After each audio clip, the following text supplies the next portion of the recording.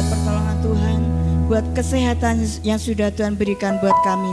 Tuhan, sebelum kami mulaikan ibadah kami pagi hari ini, kami mohon pertolongan Tuhan, memimpin ibadah ini dari awal, pertengahan hingga akhirnya. Memberkati guru-guru sekolah yang bertugas pagi hari ini Tuhan. Juga buat anak-anak semua, kami boleh siap untuk kami bersukacita dengan Engkau, untuk kami siap menerima firman-Mu pagi hari ini. Terima kasih Tuhan, kami siap menerima berkat-Mu pagi hari ini. Hanya di dalam nama Tuhan Yesus kami alaskan doa kami. Haleluya.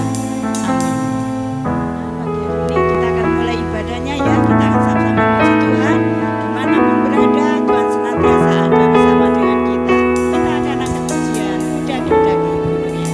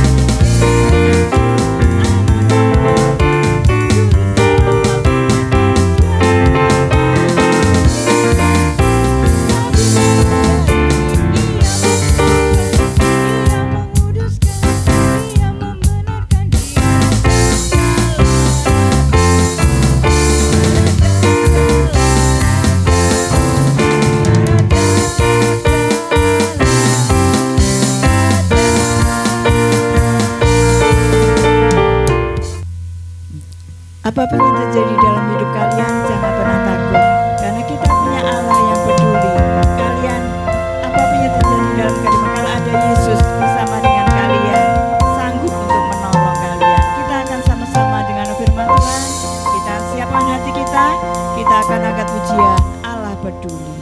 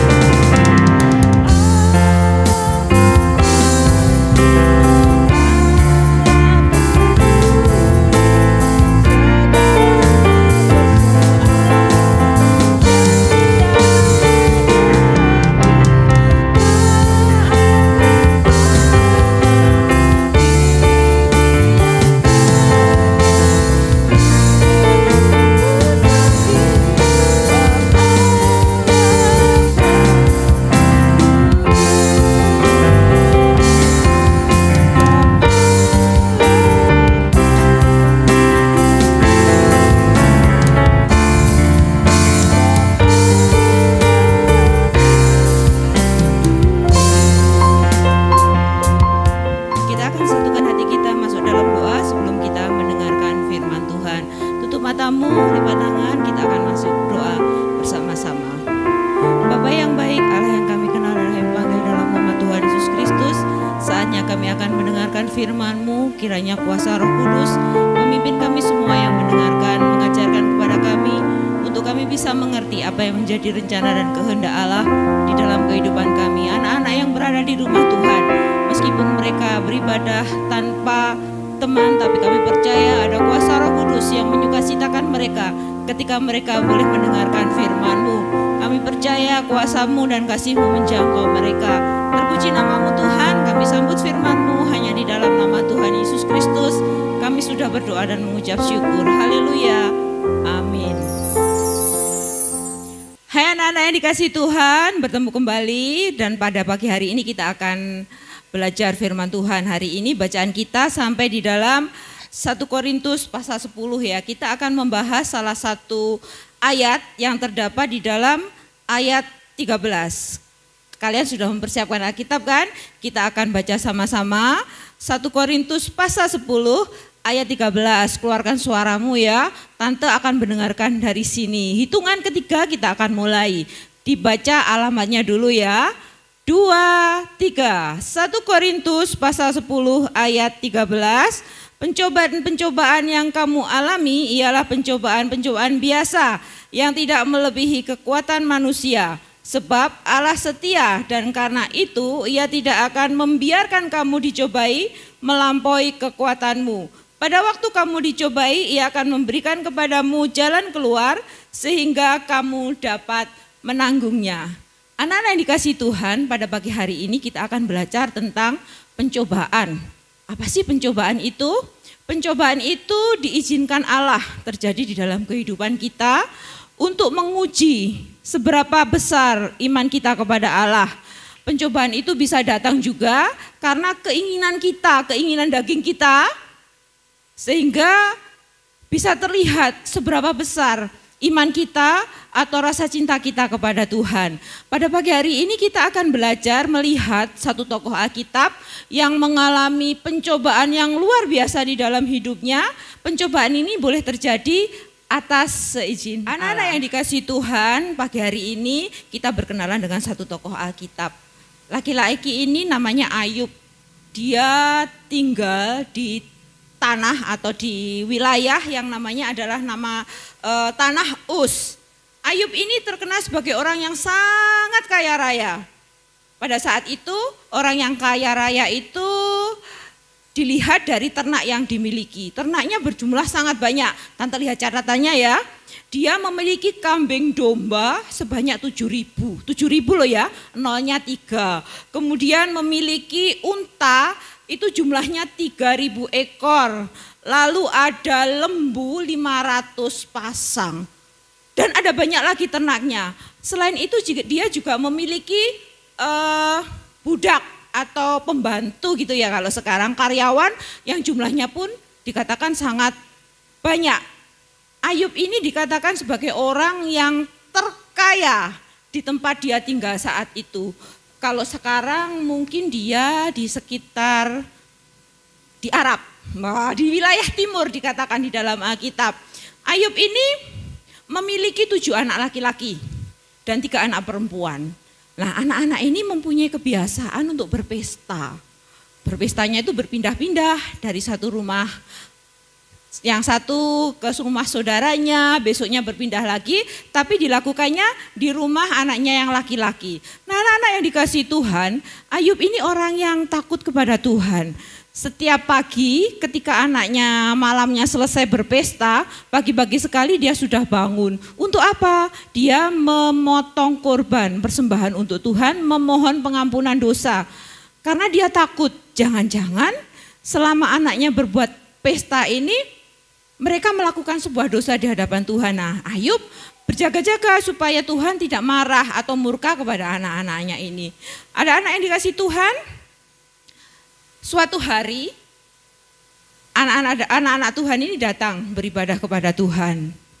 Dan ternyata di antara anak-anak yang datang kepada Tuhan itu ada iblis. Wah, Iblis datang beribadah kepada Tuhan. Iya, iblis bukan datang beribadah, tapi dia ingin mengamati satu persatu anak-anak Tuhan yang datang kepada Tuhan. Lalu Allah bertanya kepada iblis, "Hei iblis, kamu dari mana?" "Oh, aku tadi beredar-edar, berputar-putar melihat anak Tuhan." "Oh, gitu ya. Kamu lihat enggak? Ayub, salah satu hambaku itu, dia adalah orang yang jujur dan saleh. Dia orang yang takut akan Tuhan. Dia adalah orang yang tidak pernah melakukan kejahatan." Begitu kata Allah kepada iblis. Coba lihat, Allah pun mengakui bagaimana Ayub ini hidup saleh, hidup benar di hadapan Tuhan. Tapi adik-adik, iblis enggak terima. Dia bilang, "Ya tentu saja Tuhan. Ayub ini menjadi saleh dan percaya kepada Tuhan. Dia jujur di hadapan-Mu, dia hidup dalam kesalehan. Kenapa?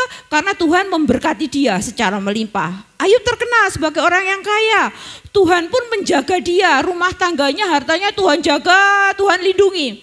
Coba Tuhan ambil hartanya, apakah Ayub ini masih tetap setia kepada Tuhan?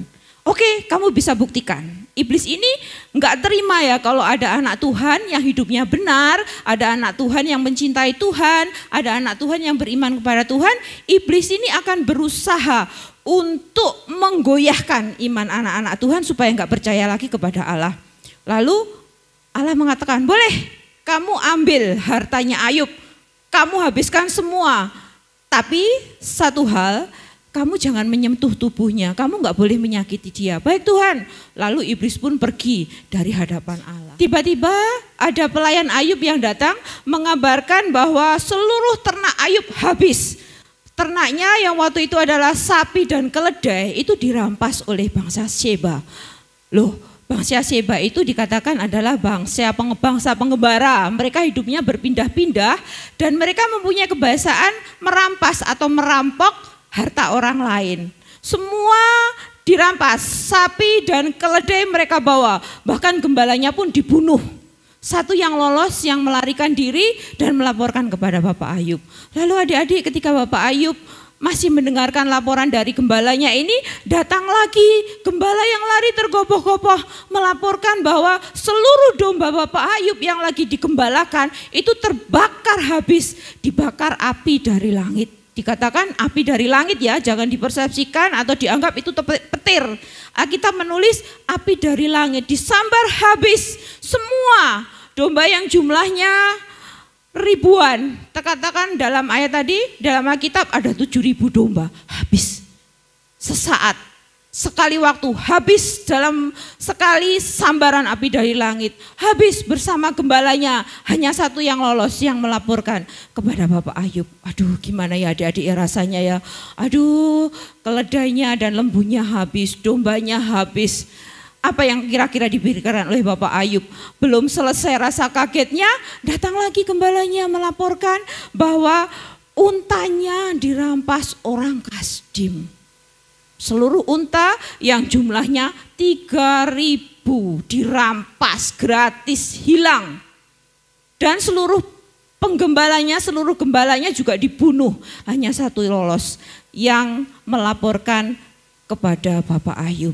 Dalam satu hari, satu waktu, Bapak Ayub sudah kehilangan semua hartanya, kehilangan semua kekayaannya yang nilainya sangat luar biasa. Siapa yang melakukan? Iblis atas izin Allah untuk menguji iman Ayub. Bahkan adik-adik ternyata apa yang dialami Bapak Ayub ini tidak hanya berhenti di situ saja.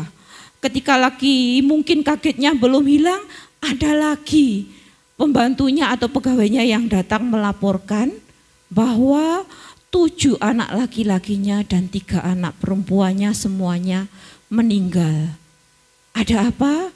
Ketika mereka lagi berpesta di rumah anak sulung, tiba-tiba terjadi badai dan topan. Seluruh rumahnya roboh. Mereka tertimpa bangunan rumahnya. Habis adik-adik. Ayub sampai sedih, begitu berduka sehingga dia merobek jubahnya. Dia merasakan kesedihan yang amat sangat. Mungkin kalau dia kehilangan ternak dia bisa membeli lagi, tapi dia kehilangan 10 anaknya. Anak yang disayanginya, anak yang dibanggakannya, anak yang dijaga supaya mereka tidak berdosa kepada Allah. Tapi satu hal, Ayub tidak menyalahkan Allah. Ketika dia mengalami itu, dia cuma mengatakan bahwa ya, semua yang dia miliki berasal dari Allah. Dia yang memberi, dia juga yang berhak untuk mengambil. Terpujilah nama Tuhan. Dari semuanya ini, semua yang dialami oleh Ayub, tiada satupun perkataan yang membuat Ayub berdosa kepada Allah. Bahkan Alkitab pun menulis tiada satu perkataan yang membuat Ayub berdosa kepada Allah. Anak yang dikasih Tuhan, rupanya iblis belum puas untuk mencobai Ayub. Suatu hari ketika anak-anak Tuhan berkumpul menghadap Allah, Allah kembali mengakui bahwa Ayub ini adalah orang yang paling jujur. Dia tidak pernah melakukan kejahatan. Dia tetap beriman kepada Allah. Allah melihat meskipun iblis mengambil semua harta yang dimiliki oleh Ayub, Ayub tidak menghujat Allah. Dia tetap percaya kepada Allah. Tapi rupanya iblis ini gak akan pernah tinggal diam ketika melihat anak Tuhan tetap percaya, tetap beriman kepada dia. Dia akan berusaha menggugurkan iman anak-anak Tuhan. Lalu iblis ini berkata kepada Allah, tentu saja dia masih tetap beriman kepada Allah, karena harta yang dia miliki hilang semua pun dia masih bisa mencari lagi. Coba kalau dia sakit, coba kalau dia mengalami kesakitan yang luar biasa kepada tubuhnya. Lalu Allah pun berkata dan mengizinkan, baik, kamu boleh menjamah tubuhnya, kamu boleh melukai tubuh Ayub, tapi jangan pernah menyentuh jiwanya. Hidupnya tidak boleh kamu ganggu, hidupnya jangan kamu sentuh. Tapi yang kamu boleh sentuh adalah hanya tubuhnya, hanya luarnya saja. Lalu adik-adik, iblis pun kembali datang menghampiri Ayub. Dia mendatangkan sakit di sekujur tubuhnya. Adik-adik tahu sakitnya Ayub ini dikatakan dia menderita bisul. Semacam penyakit kulit yang ada benjolan-benjolannya dan keluar nanahnya. Bisulnya ini enggak sekedar di tangan kanan atau di tangan kiri, tapi di dalam Alkitab dikatakan mulai ujung kepala sampai ujung kaki tubuhnya dipenuhi dengan bisul. Bisa dibayangkan ya, Ayub yang awalnya adalah orang kaya raya, terhormat, tiba-tiba tubuhnya dipenuhi dengan penyakit sakit gata yang orang pun mungkin melihat akan jijik. Adik-adik, ketika Ayub mengalami itu semua, dia merasakan kesakitan di tubuhnya ini. Sehingga dia duduk di atas abu, dia mengalami kedukaan karena kehilangan 10 anaknya, sekarang badannya sakit terkena bisul. Dia duduk di atas abu sebagai gambaran untuk menunjukkan bahwa dia sangat bersedih, sangat berduka. Lalu untuk menghilangkan rasa gatal di sekujur tubuhnya ini, dia enggak sekedar menggaruk-garuk pakai ujung kukunya ya, tapi dia mengambil beling atau apa kaca ya, dipecah kemudian digaruk. Kebayangkan betapa sakitnya, sudah merasakan gatel, kena beling, kena kaca itu pasti perih, mungkin keluar darah lagi yang menimbulkan bau gak enak di tubuhnya, bau darah, bau nanah karena bisul. Nah, melihat itu istrinya mengatakan, Ayub, kenapa kamu tidak mengutuki, tidak marah kepada Allahmu? Kamu diam aja. Dalam kondisi seperti ini, sudah sekarang kamu mengutuki Allahmu dan matilah engkau. Istri Ayub berkata seperti itu ya. Lalu apakah Ayub menanggapi atau mengikuti apa kata-kata istrinya? Tidak adik-adik, tidak anak-anak. Ayub mengatakan kepada istrinya, apakah untuk yang enak-enak saja kamu mau percaya kepada Allah? Ketika kamu merasakan gak enak, ketika kamu merasakan kesakitan, apakah kamu akan meninggalkan Allah? Kamu ini berbicara seperti orang gak waras aja. Aku tidak akan pernah melakukan seperti itu. Ada anak yang dikasih Tuhan dalam kondisi seperti ini, apakah Bapak Ayub tidak sedih? Dia sedih. Apakah Bapak Ayub tidak menderita? Dia menderita. Apakah dia tidak mengalami kesakitan? Dia mengalami kesakitan yang sangat-sangat. Terbukti dia sampai mengambil pecahan beling ya, dikatakan untuk menggaruk lukanya. Bisa dibayangkan betapa sakitnya seluruh tubuh mulai dari kepala sampai ujung kaki. Bahkan Apakah Bapak Ayub tidak tertekan? Pasti tertekan.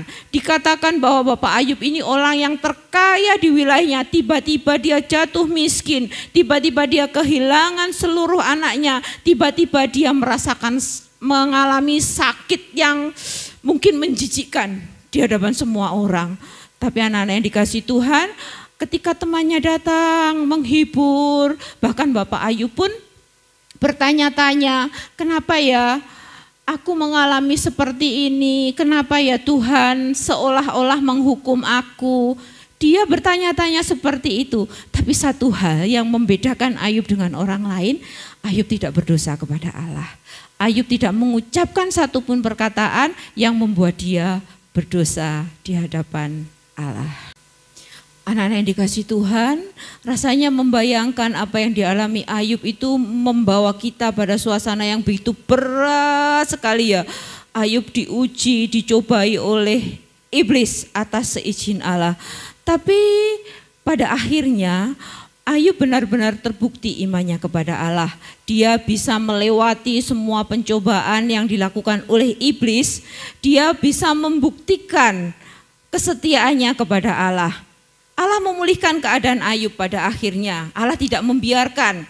Allah memulihkan, memberkati Ayub dengan harta yang 2 kali lipat dari harta yang dimiliki oleh sebelumnya. Wah, luar biasa ya. Bukan hanya dilimpahi dengan harta yang banyaknya 2 kali lipat, Ayub pun diberkati kembali dengan mempunyai anak-anak. Anaknya tetap mendapat 7 anak laki-laki dan 3 anak perempuan. Dikatakan bahwa 3 anak perempuannya itu merupakan anak perempuan tercantik di wilayahnya. Bukan hanya itu aja anak-anak, Ayub dianugerahi usia yang panjang. Dia bisa melihat anaknya bertumbuh, kemudian dia melihat cucunya. Ayub diberi usia sampai dia bisa melihat keturunan yang keempat. Jadi dia bisa melihat cucu, buyut, nah dan seterusnya seperti itu ya. Nah kita berbicara tentang pencobaan sebagaimana ayat yang pokok yang kita baca tadi, bahwa pencobaan-pencobaan biasa yang diizinkan Allah terjadi di dalam kehidupan kita.